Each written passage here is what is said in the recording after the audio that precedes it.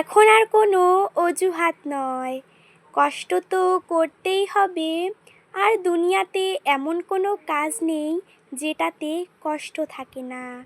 পড়াশুনোই হোক, মাঠে ঘাটে চাষবাস করাই হোক, কিংবা অফিসে বসে কাজ করাই হোক, সবগুলোর মধ্যে কিন্তু অবশ্যই কষ্ট থাকে।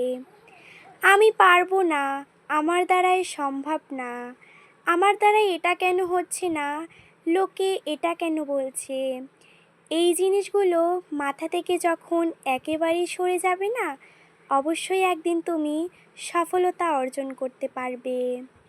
সমাজ কি বলল, লোকে কি বলল, এগুলো মানলে কিন্তু জীবন চলবে না। তুমি যদি একদিন না খেয়ে থাকো, পাশের বাড়ির কেউ এসে বলবে না আমাদের বাড়িতে এসে একবেলা খেয়ে যেও। তাই নিজেরটা নিয়ে নিজে থাকতে চেষ্টা করো। অন্যরা কি বলছে না বলছে সেগুলো না জানলেও কিন্তু চলে যাবে। আসসালামু আলাইকুম, নমস্কার বন্ধুরা, কেমন আছো সবাই? আমি ভালো আছি। তোমাদের রিফা চলে আসলাম আবারও নতুন একটা ভিডিও নিয়ে। তো সকালবেলা তো আমি চা খেয়েছিলাম দুধ দিয়ে, দুপুরবেলা কিন্তু সোয়াবিনের তরকারি দিয়ে ভাত খেয়েছিলাম।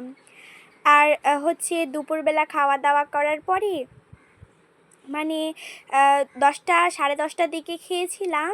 এদিকে আবার 2-3টের দিকে আমার মা কিন্তু পকোড়া বানিয়েছিল। আজকে না শুধু ভাজা পোড়া এগুলো খেয়ে খেয়ে কিন্তু দিনটা কাটিয়ে দিলাম। তো কি আর করব, আজকে না ডিনারের মধ্যে কোনো ভাত টাত কিচ্ছু হবে না, ভাত রুটি কিচ্ছু হবে না। আজকে ডিনারের মধ্যে কিন্তু এটা খাওয়া উচিত না আমি জানি, তাও আমার মা আজকে বানিয়েছে। এটা হলো ডিম দিয়ে স্যান্ডউইচ, যেটা হলো এগ স্যান্ডউইচ। কারা কারা ভালোবাসো? এটার মধ্যে এগ তেলের পরিমাণ অনেক বেশি হয়।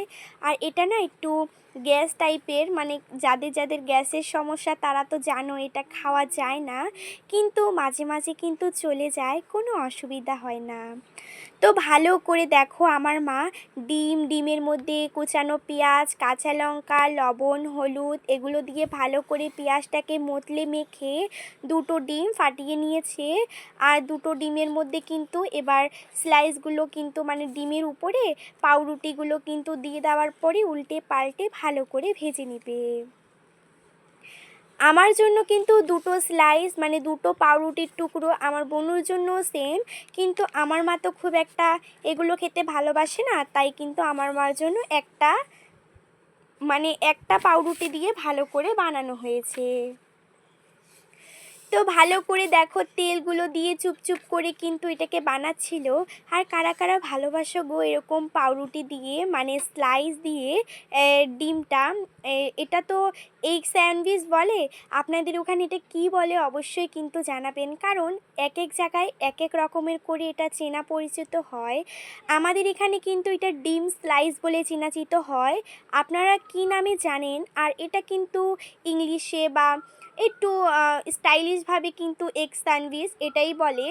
তো তাই আমি একটু জিজ্ঞেস করলাম, এটা কিন্তু সস দিয়ে খেতে হেভি লাগে, কিচান টমেটো সস, এটা দিয়ে কিন্তু খেতে বেশ ভালো লাগে।